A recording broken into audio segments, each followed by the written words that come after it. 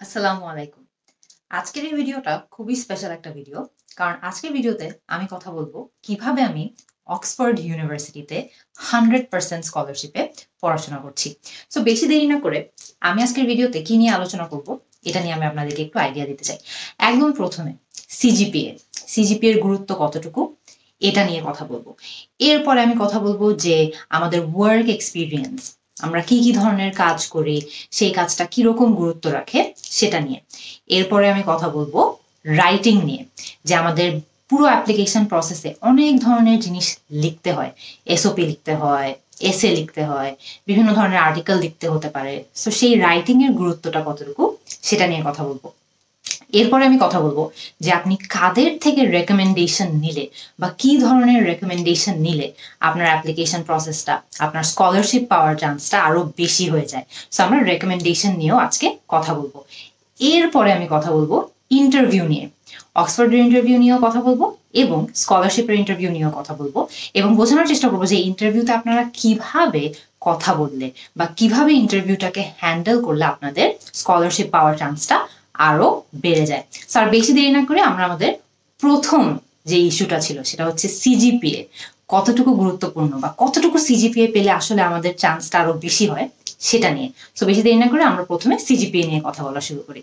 প্রথম যে প্রশ্নটা সবার মাথায় আসে সেটা হচ্ছে যে সিজিপিএ কতটুকু হলে আমি অক্সফোর্ডে চান্স পাবো, বা সিজিপিএ কতটুকু হলে আমার ফুল স্কলারশিপে অক্সফোর্ডে চান্স পাওয়ার সম্ভাবনাটা বেশি হয়। সো এটার অনেকগুলো উত্তর আছে। আমি প্রথমে বলে দিই যে অক্সফোর্ডে চান্স পাওয়ার জন্য ওরা একটা, যে কোনো ইউনিভার্সিটি, যে কোনো বিদেশের ইউনিভার্সিটির মতোই ওদের একটা মিনিমাম রিকোয়ারমেন্ট আছে যে ন্যূনতম আপনাকে এতটুকু পেতে হবে। ওদের এই রিকোয়ারমেন্টটা হচ্ছে আপার সেকেন্ড ক্লাস অনার্স। আপার সেকেন্ড ক্লাস অনার্স একটা খুবই বড় রেঞ্জ, 3.3 থেকে 3.7। এই সিজিপিএ রেঞ্জটাকে তারা আপার সেকেন্ড ক্লাসের সিজিপিএ রেঞ্জ বলে। সো এখন খেয়াল করে দেখবেন ওরা ওদের ওয়েবসাইটে বলবে যে আপার সেকেন্ড ক্লাস অনার্স করলে বা আপার সেকেন্ড ক্লাস পেলে আপনি অ্যাপ্লাই করতে পারবেন। সো আপনার ন্যূনতম যে কোয়ালিফিকেশনটা লাগবে আপনার আন্ডার গ্রাজুয়েট রেজাল্টে বা আপনার মাস্টার্স এর রেজাল্টে, সেটা হচ্ছে আপার সেকেন্ড ক্লাস অনার্স। সো আপার সেকেন্ড ক্লাস পেলে আপনার যে অক্সফোর্ডে হয়ে যাবে এটা কিন্তু একেবারেই গ্যারান্টিড না। এটা হচ্ছে just minimum requirement to get in. So আপনি যদি এভাবে চিন্তা করেন যে আপনার অক্সফোর্ডে ঢোকার আগে অনেকগুলো গেট আছে, রাইট? সো একদম প্রথম গেটটা হলো আপনার আপার সেকেন্ড ক্লাস অনার্স থাকলে আপনি এই প্রথম গেটটা ক্রস করতে পারবেন। সো আপনার পুরো অক্সফোর্ডে টিকার জন্য কিন্তু আরো অনেকগুলো গেট এরপরে পার করতে হবে। সো আপনার যে আপার সেকেন্ড ক্লাস থাকলেই অক্সফোর্ডে হয়ে যাবে এটা কিন্তু একদমই ভুল একটা ধারণা, কারণ এটা হচ্ছে মিনিমাম রিকোয়ারমেন্ট। আরেকটা জিনিস যেটা আপনাদেরকে মনে রাখতে হবে সেটা হচ্ছে যে আপনি অক্সফোর্ডের মতো ইউনিভার্সিটিতে অ্যাপ্লাই করলে এখানে কিন্তু হাজার হাজার লাখ লাখ স্টুডেন্ট অ্যাপ্লাই করছে যাদের এই মিনিমাম কোয়ালিফিকেশনটা তো আছেই, তাদের হয়তো বা আরো অনেক বেশি ভালো রেজাল্ট আছে। সো আপনাকে কিন্তু জাস্ট ভালো গ্রেড হলেই যে আপনার অক্সফোর্ডে হয়ে যাবে এটা কিন্তু একদমই নেসেসারি না, বা এটা কিন্তু ভুল ধারণা। কারণ আপনি যেই পুলে অ্যাপ্লাই করছেন, আপনি যে অ্যাপ্লাই করছেন আপনার সাথে লাখ লাখ মানুষ অ্যাপ্লাই করছে যারা এই মিনিমাম রিকোয়ারমেন্টটা তো মিট করেই, তারা এর থেকে আরো অনেক ভালো রেজাল্টের রিকোয়ারমেন্টটাও মিট করে। সো আপনার শুধু মিনিমাম এই রেজাল্টটা হলে চলবে না। কিন্তু এমন কি হতে পারে যে আপনি ধরেন সিজিপিএ 4 পেলেন, 4 আউট অফ 4 পেলেন, 4 আউট অফ 4 পেলে কি আপনার অক্সফোর্ডে হয়ে যাওয়ার একদম নিশ্চিত? এটাও কিন্তু না। কারণ খেয়াল করে দেখবেন আমি কিন্তু প্রথমে বলেছি যে এখানে অনেকগুলো গেট আছে, রাইট? অক্সফোর্ডে ঢোকার আগে আপনার অনেকগুলো গেট পার করতে হবে। এটার প্রথম গেটটা হলো সিজিপিএ এর রিকোয়ারমেন্টটা মিট করতে পারা। সো আপনি প্রথম রিকোয়ারমেন্টটাতে যদি সিজিপিএ মনে করেন আপনি 3.6 পেয়েও ওটা মিট করতে পারেন, আপনি ওটা 4 পেয়েও মিট করতে পারেন, কিন্তু এই মিট করাটা কিন্তু এটা গ্যারেন্টি করবে না যে আপনি আপনার দ্বিতীয় গেটটাও পার হতে পারবেন বা তৃতীয় গেটটাও পার করতে পারবেন। সো হ্যাঁ, আপনার যদি সিজিপিএ রিকোয়ারমেন্টটা মিট হয়ে যায়, গুড টু গো, আপনি প্রথম গেটটা দিয়ে পার হতে পারবেন, কিন্তু এরপরে কিন্তু আপনার আরো অনেক ধরনের রিকোয়ারমেন্ট মিট করতে হবে। সো আপনি যদি সিজিপিএ 4 আউট অফ 4 পান, আপনি প্রথম গেটটা পার হবেন, কিন্তু এটা অবশ্যই এটা গ্যারান্টি করবে না যে আপনার অক্সফোর্ডে হয়ে যাবে, কারণ আপনাকে আরো ভিন্ন ধরনের অনেকগুলো গেট এরপরেও পার করতে হবে। আমি যদি আমার পার্সোনাল এক্সপিরিয়েন্স থেকে বলি, তাহলে আমি অক্সফোর্ডে আমার অ্যাপ্লিকেশনের সময় আমার অনার্স এর রেজাল্ট ছিল এবং আমার মাস্টার্স এর অর্ধেক রেজাল্ট ছিল। কেন? কারণ আমি যখন অক্সফোর্ডে অ্যাপ্লাই করি তখন আমার মাস্টার্সের প্রথম সেমেস্টারের রেজাল্টটা বের হয়েছিল, দ্বিতীয় সেমেস্টারের রেজাল্ট তখনও বের হয় নাই। আমি আমার অনার্সে 3.69 সিজিপিএ পাই, আমি আমার ক্লাসে 3rd হয়েছিলাম অনার্সে, এবং আমি আমার মাস্টার্সে ফার্স্ট সেমেস্টারে 3.88 পাই, এবং আমি আমার ফার্স্ট সেমেস্টারে ফার্স্ট হয়েছিলাম। এই রেজাল্টটা নিয়ে আমি অক্সফোর্ডে অ্যাপ্লাই করি এবং এই রেজাল্টটা নিয়ে আমার অক্সফোর্ডে হয়। এরপরে আলহামদুলিল্লাহ আমার মাস্টার্সের সেকেন্ড সেমেস্টারের রেজাল্টও যখন বের হয়, সেকেন্ড সেমেস্টারেও আমি 3.88 পাই এবং আমি আমার মাস্টার্সে ফার্স্ট হই। সো এই জিনিসটা আমাকে অনেক বেশি হেল্প করেছে। কিন্তু খেয়াল করে দেখবেন অনার্সে কিন্তু আমি 3.69 পাই। সো অনার্সে কিন্তু আমি ওদের রিকোয়ারমেন্টটা ফুলফিল করেছি, বাট আমি কিন্তু অনার্সে 4/4 পাই নাই, বা অনার্সে কিন্তু আমি ফার্স্টও হই নাই, বাট আমার তাও কিন্তু অক্সফোর্ডে হয়েছে। কারণ এটা কিন্তু এই যে আমি যে কিছুক্ষণ আগে বললাম যে আপনি যে মিনিমাম যে সিজিপিএটা আপনার লাগবে সেটা মিট করতে পারলে এরপরে কিন্তু আপনাকে আরো অনেক ধরনের রিকোয়ারমেন্ট মিট করতে হবে। সো আপনি যে সিজিপিএ 4 পেলেই আপনার অক্সফোর্ডে হয়ে যাবে, নট নেসেসারি। সিমিলারলি সিজিপিএ 3.69, যেমন আমি 3.69 পেয়েও টিকে গিয়েছি। সো এটা কিন্তু অনেক ফ্যাক্টরস এটাকে এফেক্ট করে। সো আপনার অফকোর্স মিনিমাম যে সিজিপিএটা মিট করতে হবে ওটা আপনাকে মিট করতেই হবে, কিন্তু এরপরে আরো অনেক ধরনের রিকোয়ারমেন্ট থাকে যেগুলোকে আপনি যদি মিট করতে পারেন তাহলে এটা আপনার অক্সফোর্ডে টেকার চান্সটা, তারপরে স্কলারশিপ পাওয়ার চান্সটাকে আরো অনেক বেশি বাড়িয়ে দিবে। এরপরে সবার আরেকটা খুব কমন প্রশ্ন হচ্ছে যে অক্সফোর্ডে ফুল স্কলারশিপে পড়তে হলে বা একটা স্কলারশিপ পেতে হলে আপনার কি কি ধরনের ওয়ার্ক এক্সপিরিয়েন্স লাগে বা কি কি ধরনের কাজ আপনাদের করতে হয়। সো অফকোর্স এখানে ওয়ার্ক এক্সপিরিয়েন্স অনেক বেশি গুরুত্ব রাখে, কিন্তু আপনি কি ধরনের কাজ করছেন বা কি ধরনের কাজের এক্সপিরিয়েন্স তাদেরকে দেখাচ্ছেন এটাও অনেক বেশি গুরুত্ব রাখবে। যেমন আপনি যে ডিগ্রির জন্য অ্যাপ্লাই করছেন, আপনার ওয়ার্ক এক্সপিরিয়েন্স যদি ওই ডিগ্রির সাথে রিলেটেড হয় বা ওই ডিগ্রির সাথে মিলে, তাহলে কিন্তু আপনার চান্সটা অটোমেটিক আরো বেশি বেড়ে যাবে। যেমন আমি এখানে ইংরেজি শিক্ষার উপর একটা দ্বিতীয় মাস্টার্স করছি। সো আমার ক্ষেত্রে আমি 10 মিনিট স্কুলে যে ইংরেজি শিক্ষা নিয়ে যে প্রজেক্টগুলো করেছি বা ইংলিশ ল্যাঙ্গুয়েজ টিচিং নিয়ে যে ভিডিওগুলো তৈরি করেছি বা যে কাজগুলো করেছি, সেই ওয়ার্ক এক্সপিরিয়েন্সটা আমাকে অনেক বেশি আমার অক্সফোর্ডের অ্যাপ্লিকেশনে এবং আমার চিভনিং স্কলারশিপের অ্যাপ্লিকেশনে হেল্প করেছিল। সো খেয়াল করে দেখবেন আপনি যখন অ্যাপ্লাই করবেন ইউনিভার্সিটিতে তখন কিন্তু আপনাদেরও এটা মনে রাখতে হবে যে আপনার যে ওয়ার্ক এক্সপিরিয়েন্সটা আছে সেই ওয়ার্ক এক্সপিরিয়েন্সটা যদি আপনি যেই ডিগ্রির জন্য অ্যাপ্লাই করছেন সেই ডিগ্রির সাথে মিলে যায়, তাহলে এটা ভালো ওয়ার্ক এক্সপিরিয়েন্স হিসেবে কাউন্ট হবে এবং সেই ওয়ার্ক এক্সপিরিয়েন্সটাই কিন্তু আপনাকে অক্সফোর্ডে অ্যাকসেপ্টেড হতে বা যে কোনো ইউনিভার্সিটিতে অ্যাকসেপ্টেড হতে এবং একটা স্কলারশিপ পেতে হেল্প করবে। আরেকটা অনেক গুরুত্বপূর্ণ জিনিস যেটা আপনাদেরকে মনে রাখতে হবে, ওয়ান অফ ওয়ার্ক এক্সপিরিয়েন্স। এটা মানে কি? মনে করেন হয়তোবা এমন একটা কাজের এক্সপিরিয়েন্স যেটা আপনি একদিন করেছেন, এরপরে আর করেননি। আমরা অনেকেই কিন্তু ইউনিভার্সিটিতে থাকতে অনেক ধরনের ভলেন্টারি কাজ করি, হয়তোবা একদিন গিয়ে কোনো একটা জায়গায় কাজ করি, 2-3 দিন গিয়ে কোনো একটা জায়গায় ভলেন্টিয়ার করি। এই ধরনের ওয়ার্ক এক্সপিরিয়েন্স গুলো অবশ্যই এগুলা থেকে অনেক শেখার আছে, কিন্তু এই ওয়ার্ক এক্সপিরিয়েন্স গুলো কিন্তু ইউনিভার্সিটিতে হোক, ইউনিভার্সিটি অ্যাপ্লিকেশনে হোক বা স্কলারশিপ অ্যাপ্লিকেশনে হোক খুব একটা বেশি হেল্প করে না। কারণ at the end of the day এটা কিন্তু আপনার কমিটমেন্ট দেখায় না বা আপনি কতটুকু ডেডিকেটেড এটা দেখায় না। কারণ আপনি একদিন গিয়ে একটা ইভেন্ট করেছেন বা একদিন গিয়ে একটা জায়গায় কাজ করেছেন, এটা কিন্তু দেখায় না যে আপনি টানা অনেক দিন পরিশ্রম করতে পারেন, এটা কিন্তু এটা প্রমাণ করে না। এটা কিন্তু দেখা যায় হ্যাঁ আপনি একদিন গিয়ে একটা জায়গায় ভলেন্টিয়ার করলেন, কাজ করলেন, অনেকেই করে, কিন্তু এটা কিন্তু আপনার কমিটমেন্টটা দেখায় না। আপনার কমিটমেন্ট দেখায় যখন আপনি এরকম কোনো ওয়ার্ক এক্সপিরিয়েন্স শো করতে পারেন বা দেখাতে পারেন যেটা আপনি অন্তত 1 বছরের বেশি করেছেন। আমি যখন অ্যাপ্লাই করব তখন আমারও এটা গোল হবে যে আমি এরকম ওয়ার্ক এক্সপিরিয়েন্সের কথাই বলবো যেটা আমার ডিগ্রির সাথে মিলে, এবং এরকম ওয়ার্ক এক্সপিরিয়েন্সের কথাই বলবো যেটা আমি অনেক বছর ধরে, 1 বছর হোক 2 বছর হোক, অন্তত 1 বছর তো হতেই হবে। কারণ এর কম হলে আসলে এটা ইউনিভার্সিটিরা বা স্কলারশিপ অ্যাপ্লিকেশন, স্কলারশিপ কমিটি ওরা কিন্তু দেখে এটা বুঝতে পারবে না যে আপনি কতটুকু ডেডিকেটেড বা আপনি কতটুকু হার্ড ওয়ার্কিং। 6 মাস অনেকেই কাজ করে, 1-2 দিন গিয়ে অনেকেই অনেক জায়গায় ভলেন্টিয়ার করে, কিন্তু এটা কিন্তু আপনাকে ইউনিক প্রমাণ করবে না। আপনাকে ইউনিক প্রমাণ করবে যখন আপনি দেখাতে পারবেন যে একটা পার্টিকুলার এরিয়া নিয়ে আপনি অনেক বেশি প্যাশনেট, আপনি একটা পার্টিকুলার এরিয়া নিয়ে অনেক কাজ করতে চান এবং অলরেডি ওই জায়গাটাতে আপনি বা ওই ইস্যুটা নিয়ে আপনি অলরেডি 1 বছরের অধিক কাজ করেছেন। সো সবসময় আপনি যখন ওয়ার্ক এক্সপিরিয়েন্স নিয়ে কথা বলবেন আপনার অ্যাপ্লিকেশনে, ইউনিভার্সিটি অ্যাপ্লিকেশন হোক, স্কলারশিপ অ্যাপ্লিকেশন হোক, যখনই আপনি কোনো ওয়ার্ক এক্সপিরিয়েন্স নিয়ে কথা বলবেন আপনার গোল কিন্তু এটাই হওয়া উচিত যে অন্তত 1 বছর আপনি কাজ করেছেন, এরকম কোনো একটা ইম্পর্টেন্ট ওয়ার্ক এক্সপিরিয়েন্স নিয়ে আপনি কথা বলেন, এবং ওই ওয়ার্ক এক্সপিরিয়েন্সটা যাতে আপনি যে ডিগ্রির জন্য অ্যাপ্লাই করছেন সেই ডিগ্রিটার সাথে মিলে, তাহলেই কিন্তু আপনার ওয়ার্ক এক্সপিরিয়েন্সটা আপনার অ্যাপ্লিকেশনটাকে আরো অনেক বেশি স্ট্রং করে তুলবে। এরপরে আরেকটা খুব গুরুত্বপূর্ণ অংশ আমাদের অ্যাপ্লিকেশনের বা আমাদের স্কলারশিপ অ্যাপ্লিকেশনের হলো রাইটিং। আমি চিভনিং স্কলারশিপের জন্য অ্যাপ্লাই করেছিলাম, এবং এই স্কলারশিপে আমাকে ফার্স্ট স্টেজে 4টা খুবই বড় বড় এসে লেখা লিখেছিল। লিডারশিপ নিয়ে এসে ছিল, নেটওয়ার্কিং নিয়ে এসে ছিল, এরপরে ছিল যে আমি কোন কোন ইউনিভার্সিটিতে পড়তে চাই সেটা নিয়ে একটা এসে, এবং আরেকটা এসে ছিল আমি ভবিষ্যতে কি করতে চাই বা আমার ফিউচার প্ল্যান কি, এটা নিয়ে একটা এসে। এই সবগুলো এসেই কিন্তু অন্তত 400 থেকে 500 ওয়ার্ডের মতো করে ছিল। সো টোটাল কিন্তু অনেক বড় বড় এসে ছিল সবগুলা। তারপরে অক্সফোর্ডেও আমি যখন অ্যাপ্লাই করি তখন কিন্তু আমার স্টেটমেন্ট অফ পারপাস লেখা লেগেছিল, যেটা প্রায় 1.5 পেজের মতো বড় ছিল।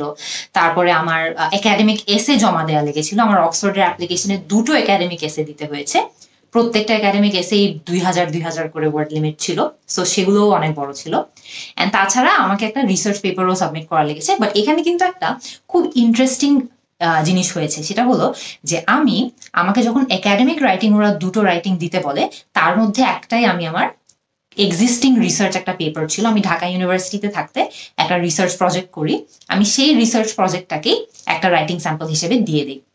এখানে আপনাদের অনেকের মনেই একটা প্রশ্ন থাকে, যেটা আমি গতকালকে আপনাদেরকে যখন প্রশ্ন করেছিলাম, আপনারা অনেকেই বলেছেন যে পাবলিকেশন থাকা কি খুব দরকার নাকি। যেহেতু আমরা পাবলিকেশনের প্রসঙ্গেই আছি, আমি এখনই এটার জবাব দিয়ে দিতে চাই যে আপনি যদি মাস্টার্স করতে যান তাহলে কিন্তু আপনার পাবলিকেশনের দরকার নেই। আমি যখন অক্সফোর্ডে অ্যাপ্লাই করছি, অক্সফোর্ডের ওয়েবসাইটেই এটা ক্লিয়ারলি লেখা ছিল যে আমার মাস্টার্সের জন্য অ্যাপ্লাই করতে হলে পাবলিকেশন থাকা দরকার নাই বা রিসার্চ পেপার থাকা দরকার নেই। এটা অ্যাকচুয়ালি ভালো হয়েছে আমার জন্য যে আমার অ্যাকচুয়ালি একটা রিসার্চ পেপার ছিল। আমি অলরেডি ঢাকা ইউনিভার্সিটিতে থাকতে একটা রিসার্চ প্রজেক্ট করেছিলাম, সেটা একটা কনফারেন্সে গিয়ে প্রেজেন্টও করেছিলাম। সো এটা অফকোর্স একটা বড় অ্যাডভান্টেজ ছিল। কিন্তু ওদের ওয়েবসাইটে গেলেই আপনারা দেখবেন যে মাস্টার্সের জন্য আপনাদের রিসার্চ পেপার অ্যাকচুয়ালি দরকার হয় না, বা পাবলিকেশন অ্যাকচুয়ালি ম্যান্ডেটরি না। বাট আমি এই প্রসঙ্গে থাকতে আরেকটা জিনিসও অ্যাড করে দিতে চাই যে আপনাদের যদি রিসার্চ পেপার থাকে তাতে কিন্তু কোনো সমস্যা নাই। ইনফ্যাক্ট এটা একটা অ্যাডভান্টেজই হতে পারে।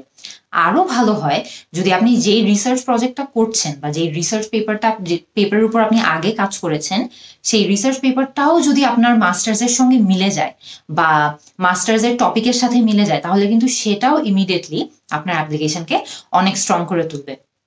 আমার ক্ষেত্রে একটা খুবই ইন্টারেস্টিং জিনিস হয়েছিল, সেটা হচ্ছে যে আমি ঢাকা ইউনিভার্সিটিতে থাকতে যে রিসার্চ প্রজেক্টের উপর কাজ করি, সেই রিসার্চ প্রজেক্টের টপিকটা অক্সফোর্ডে আমার ডিপার্টমেন্টের 2-3টা টিচারের টপিক, মানে রিসার্চ ইন্টারেস্ট টপিকের সাথে মিলে গিয়েছিল। এটা মানে কি?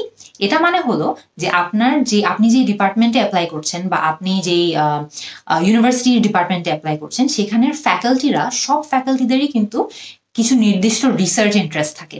এক একজন ফ্যাকাল্টি এক এক ধরনের টপিকের উপর রিসার্চ করতে পছন্দ করে, এক এক ধরনের রিসার্চ টপিকের উপর কাজ করছে এরকম স্টুডেন্টদেরকে সুপারভাইজ করতে পছন্দ করে। সেখানে কিন্তু আমি আপনাদেরকে একটা সিক্রেট বলে দিতে চাই। সেই সিক্রেটটা হলো যে আপনি যে ইউনিভার্সিটিতে অ্যাপ্লাই করছেন, সেই ইউনিভার্সিটির ফ্যাকাল্টিকে রিসার্চ করলেই কিন্তু আপনি দেখতে পারবেন যে কার রিসার্চ ইন্টারেস্টের সাথে আপনার ইন্টারেস্টটা মিলে যায়। সো এখানে কিন্তু আপনার যদি এরকমই হয় যে আপনার রিসার্চ টপিকটা কারো ওই ডিপার্টমেন্টেরই কোনো ফ্যাকাল্টির সঙ্গে বা ডিপার্টমেন্টের কোনো টিচারের রিসার্চ ইন্টারেস্টের সঙ্গে মিলে যায়, এটাও কিন্তু ইমিডিয়েটলি আপনার অ্যাপ্লিকেশনকে আরো অনেক স্ট্রং করে তুলবে। আমার ক্ষেত্রেও কিন্তু এটা হয়েছিল যে আমি ঢাকা ইউনিভার্সিটিতে থাকতে যে রিসার্চ পেপারের উপর কাজ করি, সেই রিসার্চ পেপারের টপিকটা আমার ডিপার্টমেন্টের 2-3টা টিচারের রিসার্চ ইন্টারেস্টের সঙ্গে মিলেছে। এটা কিন্তু খুবই ভালো, কারণ আপনার যদি এরকম কোনো টিচারের সঙ্গে রিসার্চ ইন্টারেস্টটা মিলে যায়, তাহলে কিন্তু ইউনিভার্সিটি আপনাকে নিতে আরো বেশি ইন্টারেস্টেড হবে বা আরো বেশি নিতে চাবে। কারণ at the end of the day আপনি যখন মাস্টার্স করতে যাচ্ছেন একটা বিদেশের ইউনিভার্সিটিতে, বা আপনি যদি পিএইচডিও করতে যান, আপনাকে কিন্তু একজন সুপারভাইজ করবে। আমাকেও যেমন অক্সফোর্ডে একজন প্রফেসর সুপারভাইজ করে। সো একটা ইউনিভার্সিটিতে কিন্তু আপনার রিসার্চ ইন্টারেস্টের সঙ্গে মিলে এরকম সুপারভাইজার অ্যাভেলেবলও থাকতে হবে। সো খেয়াল করে দেখবেন, আপনার রিসার্চ ইন্টারেস্টের সঙ্গে যদি একটা ইউনিভার্সিটিতে এমন কোনো টিচারই না থাকে বা একজন সুপারভাইজারই না থাকে যে আপনাকে ওই সিমিলার রিসার্চ ইন্টারেস্টে সুপারভাইজ করতে পারবে, তাহলে ওরা আপনাকে কেন নিবে? তাহলে ওরা বুঝে যাবে যে আপনাকে সুপারভাইজ করার মতো ওদের ফ্যাকাল্টি নেই বা ওনাদের টিচার্স নেই। সো আপনাকে তারা হয়তো বা তখন নিতে চাবে না। সো এটা আপনি খুবই গুরুত্বপূর্ণ যে আপনি যখন ইউনিভার্সিটিতে অ্যাপ্লাই করবেন বা একটা ইউনিভার্সিটিতে একটা নির্দিষ্ট প্রোগ্রামের জন্য অ্যাপ্লাই করবেন, আপনার যদি কোনো রিসার্চ ইন্টারেস্ট থেকে থাকে বা কোনো রিসার্চ প্রজেক্ট থেকে থাকে, একটু খোঁজার চেষ্টা করবেন যে কিভাবে ওই টপিকটা কি কারোর সাথে মানে কোন ওই ডিপার্টমেন্টের কোনো টিচারের ইন্টারেস্টের সঙ্গে মিলে যায় নাকি, মিলে গেলে সেটা উল্লেখ করবেন আপনার এসওপিতে। তারপরে ওই ডিপার্টমেন্টের এক্সিস্টিং ফ্যাকাল্টির কয়জন আছে যারা অ্যাকচুয়ালি এই টপিকটার উপর অ্যাক্টিভলি কাজ করছে, যদি এরকম থেকে থাকে তাহলে কিন্তু আপনার অ্যাকসেপ্ট হওয়ার চান্সটা আর স্কলারশিপ পাওয়ার চান্সটা আরো বেড়ে যাবে অনেক বেশি। সো আমি এটা একটু অন্য প্রসঙ্গে গিয়ে আপনাদেরকে রিসার্চ নিয়ে কথা বললাম, কিন্তু আমরা এখন একটু লেখালেখির টপিকটাতে ফেরত চলে যাই। যে একটা ইউনিভার্সিটিতে অ্যাপ্লাই করার জন্য বা একটা স্কলারশিপের জন্য অ্যাপ্লাই করার জন্য কিন্তু আপনার বিভিন্ন ধরনের রিটেন স্যাম্পল দিতে হয়। আপনি যে স্টেটমেন্ট অফ পারপাসটা দিবেন, সেই স্টেটমেন্ট অফ পারপাসেও কিন্তু আপনাকে অনেক একাডেমিক রাইটিং লিখতে হয়। সো আমাদের সবার একটা বড় সমস্যা হচ্ছে যে আমরা কিন্তু ইংলিশে একাডেমিক রাইটিংটা পারি না। সো একাডেমিক রাইটিং কিন্তু অনেক বেশি প্রফেশনাল, অনেক বেশি খুবই বেশি একাডেমিক হয় ইন নেচার। সো আপনাদের সবার একাডেমিক রাইটিংটার প্র্যাকটিস শুরু করতে হবে। আপনাদের স্টেটমেন্ট অফ পারপাস লেখার সময় কিন্তু আপনাদের একাডেমিক রাইটিং দরকার হবে। আপনাদের যে রিটেন স্যাম্পল যদি আপনাদের দিতে হয়, বিভিন্ন ডিপার্টমেন্টে বিভিন্ন ধরনের রিটেন স্যাম্পলস দরকার পড়তে পারে। আমার ডিপার্টমেন্টে যেমন আমি আগেই বলেছি যে আমার 2টা রিটেন স্যাম্পল দিতে হয়েছিল। সো সেই রিটেন স্যাম্পল গুলোও কিন্তু একাডেমিক হয়। সো আপনাদের একাডেমিক রাইটিং, সাইটেশন করা, রেফারেন্সেস দেয়া, তারপরে একাডেমিক রাইটিং কিভাবে লিখতে হয় এই নিয়মগুলো জানা, এগুলো সবকিছু নিয়ে কিন্তু আপনাদের এখন থেকেই কাজ করে দেওয়া শুরু করে দেওয়া উচিত যদি আপনাদের বিদেশে অ্যাকচুয়ালি অ্যাপ্লাই করার ইন্টারেস্ট থাকে। এছাড়াও কিন্তু আমরা এসওপির কথা বললাম, আমরা আমাদের একাডেমিক যে রিটেন স্যাম্পল দিতে হয় সেগুলোর কথা বললাম। এছাড়াও কিন্তু বিভিন্ন ধরনের রিটেন স্যাম্পল আপনাদের থেকে তারা ডিপার্টমেন্টের উপর ডিপেন্ড করে তারা আরো অনেক কিছুই যেতে পারে। আর তাছাড়া আরেকটা বড় ইম্পর্টেন্ট ফ্যাক্টর হলো যে আপনি যখন একটা স্কলারশিপের জন্য অ্যাপ্লাই করছেন, সেখানেও কিন্তু আপনার বিভিন্ন ধরনের রিটেন এসে দেওয়া লাগতে পারে। যেমন চিভনিং এর জন্য যখন আমি অ্যাপ্লাই করছিলাম, আমার কিন্তু আমি বলেছি লিডারশিপ এসে, নেটওয়ার্কিং এসে, তারপরে ফিউচার প্ল্যানস এসে, কোন ইউনিভার্সিটিতে পড়তে চাই এই এসে, অনেক ধরনের এসে লেখা লেগেছিল। সো এই এসে গুলো অ্যাকচুয়ালি কিভাবে লিখতে হয় এটা নিয়ে আমি বিস্তারিত আরো ভিডিও বানাবো। এটা একটা ভিডিওর, এই আজকের ভিডিওর জন্য এটা আসলে অনেক লম্বা একটা আলোচনা হয়ে যাবে। বাট আমার অ্যাডভাইস আপনাদের সবার জন্য, আপনারা যারা যারা বিদেশে অ্যাপ্লাই করতে চান, স্কলারশিপ পেতে চান, আপনাদের সবার জন্য এই অ্যাডভাইস হবে যে আপনারা একাডেমিক রাইটিং বা একদম প্রফেশনাল যে ইংলিশে লিখতে হয় সেই রাইটিংটা একটু প্র্যাকটিস করা শুরু করে দেন। কারণ আমরা অনেকেই হয়তো বা ইংরেজিতে অনেক ভালো গল্প লিখতে পারি, ইংরেজিতে অনেক ভালো ন্যারেটিভস লিখতে পারি, বাট আমাদের একাডেমিক রাইটিং এর দক্ষতাটা এখনো আনফরচুনেটলি অনেক বেশি কম। সো আপনাদের যাদের যাদের অ্যাকচুয়ালি বিদেশে অ্যাপ্লাই করার ইচ্ছা আছে, এখন থেকে একাডেমিক রাইটিংটা প্র্যাকটিস করা শুরু করে দেন। কারণ এটা কিন্তু আপনাদের যে কোনো ইউনিভার্সিটির অ্যাপ্লিকেশনই হোক না কেন, যে কোনো স্কলারশিপের অ্যাপ্লিকেশনই হোক না কেন, প্রত্যেকটার ক্ষেত্রেই আপনাদের একাডেমিক রাইটিংটা, একাডেমিক ইংলিশ রাইটিংটা অনেক কাজে দিবে। এরপরে আমি যেই জিনিসটা নিয়ে কথা বলবো সেটা হচ্ছে আমাদের ইন্টারভিউ নিয়ে। আপনি যে কোনো ইউনিভার্সিটিতেই অ্যাপ্লাই করুন না কেন বা যে কোনো স্কলারশিপের জন্যই অ্যাপ্লাই করুন না কেন, আপনার কিন্তু কোনো না কোনো পর্যায়ে গিয়ে কোনো না কোনো ভাবে ইন্টারভিউ দেওয়া লাগবে।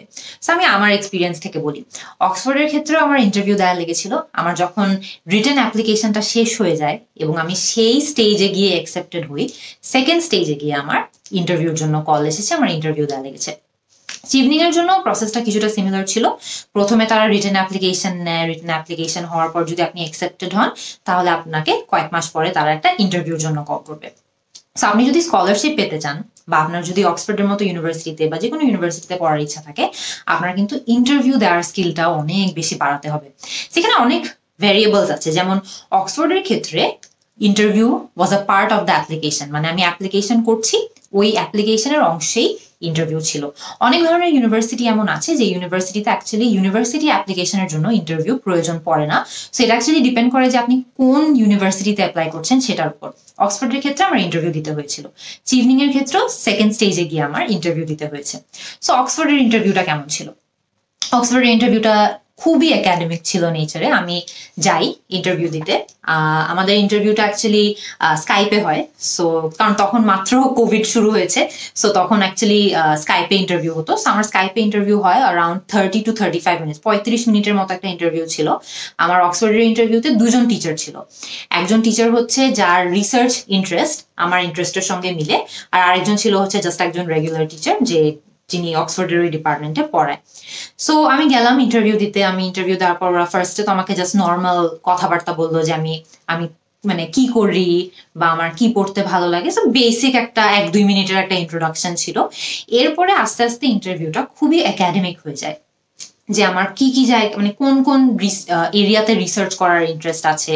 যেমন এখানে একটা খুবই গুরুত্বপূর্ণ জিনিস হলো যে আপনি আপনার স্টেটমেন্ট অফ পারপাসে যা লিখবেন বা আপনি আপনার একাডেমিক এসে যেগুলো আপনি তাদের কাছে জমা দিয়েছেন, সেই এসেগুলোতে আপনি যা যা লিখেছেন সেটার সাথেই মানে সেটার সাথেই রিলেটেড ইনফরমেশন বা সেটার সাথে রিলেটেড টপিক নিয়েই তারা আপনাকে এটলিস্ট শুরুর দিকে প্রশ্ন করবে, কারণ আপনাদের সাথে আইস ব্রেক করতে যাচ্ছে, আপনাদের সাথে আস্তে আস্তে কথা আগাতে চাচ্ছে। তো আপনাদেরকে হয়তো বা ওই যে আপনি যে রিটেন স্যাম্পল গুলো জমা দিয়েছেন সেগুলো নিয়ে প্রথমে প্রশ্ন করবে। সো আমাকেও সিমিলারলি এখানে আমি যে রিটেন স্যাম্পল গুলো জমা দিয়েছি সেগুলো নিয়ে প্রশ্ন করলো, আমার রিসার্চ পেপার নিয়ে প্রশ্ন করলো। আমি তো খুবই প্রিপেয়ার ছিলাম যে আমাকে তারা অনেক বেশি ধুবে আর অনেক বেশি হয়তো বা ভুল ত্রুটি বের করবে, বাট অ্যাকচুয়ালি কিন্তু ইন্টারভিউটা খুবই ফ্রেন্ডলি একটা ইন্টারভিউ হয়েছিল। কিন্তু তারা এট দ্য সেম টাইম দেখতে চায় যে আপনার একাডেমিক স্কিলটা কত। অক্সফোর্ডে যেমন একটা জিনিস খুবই কমন, সেটা হচ্ছে যে ক্লাস সাইজ গুলো খুবই ছোট। সো দেখা যায় যে আপনার ক্লাসে হয়তো বা 20-25 জন স্টুডেন্ট থাকবে। তারপরে অক্সফোর্ডে আরেকটা জিনিস যেটা খুবই কমন, সেটা হচ্ছে টিউটরিং সিস্টেম। সেটা হচ্ছে যে একজন টিচার 2-3 জন স্টুডেন্টের সঙ্গে বসবে খুবই স্মল গ্রুপে, ক্লাসে আপনার প্রগ্রেস কেমন হচ্ছে সেটা নিয়ে কথাবার্তা বলবে, আপনাকে আপনার একাডেমিক প্রগ্রেস কিরকম হচ্ছে দেখার চেষ্টা করবে, আপনাকে হয়তো বা অনেক ক্ষেত্রে অনেক একাডেমিক চ্যালেঞ্জেস ও দিবে, দেখা যাবে যে আপনার মানে আপনার স্কিলটা টেস্ট করার জন্য। সো টিউটরিং সিস্টেম যেটা আছে সেটা অক্সফোর্ডে খুবই কমন। সো ওরা যেটা করতে চায় এই ইন্টারভিউ গুলোতে, দেখতে চায় যে অক্সফোর্ডের এই সিস্টেমটাতে আপনি কতটুকু নিজেকে প্রমাণ করতে পারবেন বা কতটুকু আপনি এখানে থ্রাইভ করতে পারবেন বা কতটুকু ভালো করতে পারবেন। সো আমার ক্ষেত্রেও এরকম তারা অনেক ধরনের একাডেমিক কোয়েশ্চেন্স করে, তারপরে অনেক ধরনের হয়তোবা দেখা যাচ্ছে যে আমার যেমন ইংরেজি শিক্ষা নিয়ে অনেক বেশি ইন্টারেস্ট ছিল, সো তারা আমাকে ওখান থেকে একটা দুটো থিওরি রিলেটেড প্রশ্ন করেছিল, বাট খুবই ইজি। এমন কিন্তু প্রশ্ন করবে না যেটা হয়তোবা একদম আপনার বই থেকে খুঁজে বের করতে হবে, ওরকম প্রশ্ন কিন্তু তারা করবে না। তারা দেখতে চায় যে আপনার ওভারঅল ব্রড নলেজটা কেমন। সো ওরা আমাকে হয়তোবা এরকম প্রশ্ন করতে পারে যে এই থিওরি নিয়ে তোমার মতামত কি, আমাদেরকে বলো। সো আমাকে এরকম একটা প্রশ্ন তারা করেছিল যে এই থিওরিটা তো তুমি ক্লাসে পড়েছো, এই থিওরিটা নিয়ে তোমার মতামত কি, তোমার কি মনে হয় যে এই থিওরিটা অ্যাকচুয়ালি রিয়েল লাইফে এটা অ্যাপ্লাই করা যায় না কিনা। সো ওরা জানতে চায় যে আপনার ওপিনিয়ন কি। ওরা কিন্তু আপনাকে কোনো ধরনের কমপ্লিকেটেড ফর্মুলা বা কোনো ধরনের কমপ্লিকেটেড জিনিস যেটা বই থেকে খুঁজে বের করতে হবে এরকম জিনিস সাধারণত করে না, বা অ্যাটলিস্ট আমাকে করে নাই। আমাকে তারা আমার থেকে জানতে চেয়েছিল যে আমার ওভারঅল নলেজটা কিরকম বা আমার ওভারঅল জিনিসপত্র নিয়ে আমার মতামত কিরকম সেগুলো দেখতে চেয়েছিল। সেটা কিন্তু খুবই ইম্পর্টেন্ট, বিকজ ওরা দেখতে চায় যে অক্সফোর্ডে এসে আপনি যখন মাস্টার্স করতে আসবেন তখন আপনার সুপারভাইজার আপনাকে সুপারভাইজ করবে, সেই সুপারভাইজারের আন্ডারে আপনাকে রিসার্চ করতে হবে, রিসার্চ প্রজেক্ট মানে আপনার যে ডিসার্টেশন আছে। আমার যেমন অক্সফোর্ডে লাস্ট সেমেস্টারে আমাদেরকে একটা ডিসার্টেশন লিখতে হবে। সো ওই ডিসার্টেশনের আগে আমরা কিন্তু অনেকবার আমাদের সুপারভাইজারের সঙ্গে বসি, বিভিন্ন জিনিস নিয়ে তাদের ওপিনিয়ন নেই, তারা আমাদেরকে অনেক হেল্প করার চেষ্টা করে। সো ওরা অবভিয়াসলি ইন্টারভিউতে এটাও দেখতে চাচ্ছে যে এই সুপারভিশনের যে সিস্টেমটা আছে এই সিস্টেমটাতে আপনি কতটুকু এক্সেল করতে পারবেন বা কতটুকু ভালো করতে পারবেন। সো ইন্টারভিউ নিয়ে আপনাদের অ্যাকচুয়ালি ভয় পাওয়ার দরকার নাই, কারণ অ্যাটলিস্ট আমার ইন্টারভিউ এক্সপিরিয়েন্সটা খুবই ফ্রেন্ডলি একটা এক্সপিরিয়েন্স ছিল। কিন্তু ওরা দেখতে চায় যে আপনার একাডেমিক নলেজ কিরকম, আপনার রিসার্চের নলেজ কিরকম। একটা ইউনিভার্সিটির মাস্টার্স অনেক বেশি চ্যালেঞ্জিং হয়, আপনি কি ওই চ্যালেঞ্জেস গুলো ফেস করতে পারবেন নাকি বা ওই চ্যালেঞ্জেস গুলো হ্যান্ডেল করতে পারবেন নাকি সেগুলোও দেখতে চায়। সো ইন্টারভিউ দেওয়ার সময় আমার অ্যাডভাইস হবে যে একদমই নার্ভাস হবেন না। ওরা কিন্তু দেখতে চায় যে আপনারা প্রেসারে কিরকম পারফর্ম করেন বা প্রেসারে কিরকম প্রেসারটা কিরকম হ্যান্ডেল করতে পারেন। সো নার্ভাস হবেন না। আর যেই প্রশ্নগুলো আপনারা জানেন না বা যেই প্রশ্নের উত্তর আপনাদের জানা নাই সেটা কিন্তু আমি জানি না বা এটা আমার জানা নেই, এটা বলতে কোনো লজ্জা নাই। ওরা কিন্তু ইনফ্যাক্ট এটা অনেক অ্যাপ্রিসিয়েট করে যখন আপনি কিছু জানেন না এবং আপনি সেটা স্বীকার করেন যে এটা আপনার নলেজের বাইরে, এটা কিন্তু ওরা অনেক বেশি অ্যাপ্রিসিয়েট করে। সো যখন কিছু একটা জানবেন না খুবই নাইসলি এটা বলবেন যে এটা আসলে আমার জানা নেই। সো এটা অ্যাডমিট করতে সমস্যা নেই। আর যেগুলো নিয়ে আপনার ধারণা আছে সেগুলো নিয়ে ওরা আপনার ওভারঅল নলেজই জানতে চাচ্ছে, তো সেগুলো ভালো মতো জবাব দিবেন। ইনফ্যাক্ট আমার স্কলারশিপের যে ইন্টারভিউটা ছিল ওইটা নিয়েও আমি যদি একটু কথা বলি, তাহলে স্কলারশিপ ইন্টারভিউটা মনে হয় 20-25 মিনিটের মতো ইন্টারভিউ ছিল। সেখানে একজন তো ছিল যে স্কলারশিপ কমিটিরই মেম্বার, আর আরেকজন ছিলেন যিনি আগে এই স্কলারশিপটা পেয়েছে, ইভিনিং স্কলারশিপ আগে পেয়েছে। সো দুজনের বোর্ডে দুজন ছিল। সো খুবই ফ্রেন্ডলি ইন্টারভিউ, যে আমি কেন ইভিনিং স্কলারশিপের জন্য অ্যাপ্লাই করেছি। সো খুবই যেই প্রশ্নগুলো আমরা অ্যাকচুয়ালি এক্সপেক্ট করি যে এই প্রশ্নগুলোই তারা জিজ্ঞেস করবে, এই ধরনের প্রশ্নই তারা জিজ্ঞেস করে। সো কেন আমি এই স্কলারশিপের প্রতি ইন্টারেস্টেড, কেন আমি ইউকেতে পড়তে চাই, বা কেন যে ইউনিভার্সিটিগুলো আমি বেছে নিয়েছি সেই ইউনিভার্সিটিগুলোতে আমি কেন পড়তে চাই। সো খুবই জেনারেল প্রশ্নই তারা করেছিল আমাকে। সো আমার মনে হয় যে আপনারা যারা যারা স্কলারশিপের জন্য অ্যাপ্লাই করতে চান, তাদের সবার জন্য অ্যাডভাইস হবে হচ্ছে যে এই জিনিসটা, মানে এই যে ইন্টারভিউ দেওয়ার অভ্যাসটা একটু গড়ে তুলুন। অনেকজনের সাথে দরকার হলে একটু ডেমো ইন্টারভিউ দেন, আপনার ফ্রেন্ডদের সাথে দিতে পারেন, আপনার মেন্টরদের সাথে দিতে পারেন, বা যাদের সাথে হোক একটু ডেমো ইন্টারভিউ দেন, দেখবেন যে অনেক হেল্প হবে। কারণ ইন্টারভিউগুলো কিন্তু আমি বিস্তারিত এগুলো নিয়ে আরো ভিডিও অবশ্যই করব, কিন্তু আপনাদেরকে জাস্ট ওভারঅল একটা আইডিয়া দেওয়ার জন্য আমি বলতে চাই যে ইন্টারভিউ দেওয়ার এই প্র্যাকটিসটা গড়ে তুলুন। আর ইন্টারভিউ নিয়ে ভয় পাওয়ার কিছুই নাই, কারণ আমার অক্সফোর্ডের ইন্টারভিউ, আমার স্কলারশিপের ইন্টারভিউ দুটোই খুবই কমফোর্টেবল আর খুবই ফ্রেন্ডলি দুটো ইন্টারভিউ হয়েছে। সো মানে আমি এর আগে অনেক ভয় পেতাম ইন্টারভিউ আইডিয়াটাকে, বাট আমি ইন্টারভিউটা দিতে গিয়ে দেখেছি যে ওরা অ্যাকচুয়ালি আপনাদেরকে ভয় পাওয়ানো ওদের গোল না, বাট ওরা দেখতে চায় যে আপনি প্রেসারে কত ভালো পারফর্ম করেন। সো প্রেশারটা হ্যান্ডেল করতে শিখবেন অ্যান্ড কোনোভাবেই নার্ভাস হবেন না, তাহলে দেখবেন ইন্টারভিউটাতে কোপ করতেও আপনাদের অনেক বেশি হেল্প হবে। অনেকের মনে আইএলটিএস নিয়েও অনেক প্রশ্ন থাকে যে আইএলস এর মিনিমাম স্কোর কত হওয়া লাগে অ্যাপ্লিকেশন করার জন্য, বা আইএলস এ কিরকম স্কোর থাকলে আপনাদের চান্স আরো বেশি হয়, সেগুলো নিয়ে অনেক প্রশ্ন থাকে। সেটা আসলে অনেকগুলো ভেরিয়েবল থাকে। যেমন আপনি যে ইউনিভার্সিটিতে অ্যাপ্লাই করছেন সেই ইউনিভার্সিটির কিছু নির্দিষ্ট রিকোয়ারমেন্ট আছে। যেমন অক্সফোর্ডের রিকোয়ারমেন্ট হলো আপনার 7 থাকতে হবে আইএলস এ, কিন্তু আপনি যে ডিপার্টমেন্টে অ্যাপ্লাই করছেন সেটা কিন্তু এখানে একটা গুরুত্ব রাখে, কারণ ডিপার্টমেন্টের রিকোয়ারমেন্ট অনেক সময় দেখা যায় যে ইউনিভার্সিটির রিকোয়ারমেন্ট থেকে বেশিও হতে পারে। সো আমার ক্ষেত্রে যেমন ছিল যে অক্সফোর্ডের ওভারঅল আপনি যদি ওদের ওয়েবসাইটে যান তাহলে দেখবেন যে তাদের আইএলস রিকোয়ারমেন্ট হচ্ছে মিনিমাম আপনার 7 থাকতে হবে। কিন্তু আপনি যখন একটা ডিপার্টমেন্টের ওয়েবসাইটে যান, ধরেন হয়তো আমি যদি আমার ডিপার্টমেন্টের ওয়েবসাইটে যাই, তখন আমি গিয়ে দেখি যে আমার ডিপার্টমেন্টের রিকোয়ারমেন্ট কিন্তু আবার অক্সফোর্ডের মিনিমাম রিকোয়ারমেন্ট থেকে বেশি। সো আমার ডিপার্টমেন্টে মিনিমাম আইএলস স্কোরের রিকোয়ারমেন্ট ছিল হচ্ছে 7.5। অক্সফোর্ডের ওয়েবসাইটে অক্সফোর্ডের জেনারেল রিকোয়ারমেন্ট হচ্ছে 7। সো এটা কিন্তু আপনার যাচাই বাছাই করতে হবে। আপনি যখন একটা ইউনিভার্সিটিতে অ্যাপ্লাই করছেন, সেই ইউনিভার্সিটির মিনিমাম রিকোয়ারমেন্ট কত, এবং আপনি যে ডিপার্টমেন্টে অ্যাপ্লাই করছেন সেই ডিপার্টমেন্টের মিনিমাম রিকোয়ারমেন্ট কত, সেটা আপনাকে রিসার্চ করে তাদের ওয়েবসাইট থেকে বের করতে হবে। আরেকটা জিনিস নিয়ে যেটা আপনাদের কেয়ারফুল থাকতে হবে সেটা হচ্ছে যে আইএলস এর ইন্ডিভিজুয়াল সেকশন নিয়ে কোনো রিকোয়ারমেন্ট আছে নাকি। যেমন অনেক ইউনিভার্সিটিতে বা অনেক ডিপার্টমেন্টের প্রোগ্রামে দেখা যায় যে তারা বলে দেয় যে রিডিং এ এত স্কোর থাকতে হবে, লিসেনিং এ এত স্কোর থাকতে হবে, রাইটিং এ এত স্কোর থাকতে হবে, বা স্পিকিং এ এত স্কোর থাকতে হবে। সো এই রিকোয়ারমেন্ট গুলো নিয়েও খুবই সাবধান থাকবেন। আপনি যেই ইউনিভার্সিটিতেই আপনি অ্যাপ্লাই করেন না কেন, বা যেই স্কলারশিপের জন্যই আপনি অ্যাপ্লাই করেন না কেন, আপনি কিন্তু ওয়েবসাইটে গিয়ে ইনফরমেশনটা পাবেন যে তারা ওভারঅল আইএলস এর স্কোর কত চায়, একটা ডিপার্টমেন্ট নির্দিষ্ট কতটুকু আইএলস স্কোর চায়, বা ইন্ডিভিজুয়াল সেকশনে তারা কতটুকু স্কোর চায়, সেই সব ধরনের তথ্য কিন্তু অ্যাভেলেবল আছে। সো আপনি যেই স্কলারশিপের জন্যই অ্যাপ্লাই করেন না কেন, যে ইউনিভার্সিটিতেই অ্যাপ্লাই করেন না কেন, এই রিকোয়ারমেন্ট গুলো নিয়ে খুবই সাবধান থাকবেন, কারণ এই রিকোয়ারমেন্ট গুলো মিট করতে পারলে আপনি আরেকটা গেট পার হবেন। সো আমি আপনাদেরকে প্রথমে অনেকগুলো গেট পার হওয়ার কথা বলেছিলাম না, সো আইএলটিএসও এরকমই একটা গেট, যে গেটটা আপনাদেরকে পার করতে হবে। অনেকের মনে আরেকটা প্রশ্ন থাকে যে আইএলস এ অনেক ভালো স্কোর করলে কি আইএলস আমার ইউনিভার্সিটিতে চান্স পাওয়ার সম্ভাবনা আরো বেশি বেড়ে যায় নাকি। সো এটার অনেকগুলো আসলে উত্তর হতে পারে, কিন্তু আমি যতটুকু দেখেছি যে আপনি মিনিমাম স্কোরটা মিট করতে পারলে দ্যাটস গুড এনাফ। আপনি মিনিমাম স্কোরটা মিট করার পর অন্যান্য রিকোয়ারমেন্ট গুলাও আপনাকে ফুলফিল করতে হবে। সো আমি অনেকগুলো গেটের কথা আপনাদেরকে বলেছিলাম, রিমেম্বার। সো ওখানে আইএলস এর মিনিমাম স্কোরটা মিট করতে পারাটাও একটা গেট। ওই গেটটা পার হওয়ার পরে আপনাদেরকে আরো অনেক ধরনের রিকোয়ারমেন্ট টের গেট যেগুলো আছে সেগুলো পার করতে হবে। সো অ্যাকচুয়ালি আইএলস একদম 9/9 পেলেই যে আপনি কনফার্ম অক্সফোর্ডে ঢুকতে পারবেন, এটা ভুল ধারণা। এটা আসলে হ্যাঁ, অফকোর্স আপনি যদি 9/9 পান তাহলে এটা আপনার অ্যাপ্লিকেশন, মানে আপনাকে যারা ইভ্যালুয়েট করবে, আপনার অ্যাপ্লিকেশন কমিটি যারা আপনার অ্যাপ্লিকেশন দেখবে, তারা অবশ্যই ইমপ্রেসড হবে যে আচ্ছা সে 9/9 পেয়েছে, মানে তার ইংলিশে কমিউনিকেশন স্কিল অনেক ভালো। কিন্তু শুধু এটা পেলেই যে আপনার চান্স বেড়ে যাবে এটা কিন্তু নেসেসারি না। কারণ মনে রাখবেন আপনাদের কিন্তু পুরো অ্যাপ্লিকেশনের জার্নিটাতে অনেকগুলো গেট পার হতে হবে। যে কোনো একটা গেট আপনি খুবই ভালো করে পাস করলে অন্য গেটগুলো আপনার পাস করতে হবে না, এটা কিন্তু হয় না, আপনাকে প্রত্যেকটা গেটই ইকুয়ালি ভালো করে পাস করতে হবে। আইএলটিএস এ ভালো করতে পারলে অফকোর্স দ্যাটস রিয়েলি গুড, কিন্তু মিনিমাম রিকোয়ারমেন্টের থেকে অনেক বেশি ভালো করলে যে আপনার চান্সটা অনেক বেশি বেড়ে যাবে, এই ধারণাটা কিন্তু ভুল। সো এই ধারণা থেকে বের হয়ে আসবেন, মিনিমাম যে রিকোয়ারমেন্ট গুলো আছে ভালো করে চেক করবেন, ইউনিভার্সিটির রিকোয়ারমেন্ট কি, ডিপার্টমেন্টের রিকোয়ারমেন্ট কি, সেগুলো মিট করবেন। সেগুলো মিট করতে পারলে বাকি গেট গুলোতেও যদি আপনি ভালো পারফর্ম করেন বা বাকি রিকোয়ারমেন্ট গুলোতেও যদি আপনি খুবই ভালো পারফর্ম করেন, তাহলে কিন্তু ওভারঅল আপনার চান্সেস অনেক বেড়ে যাবে। লাস্ট যে জিনিসটা নিয়ে আপনাদের অনেক জনের প্রশ্ন, সেটা হচ্ছে রেকমেন্ডেশন।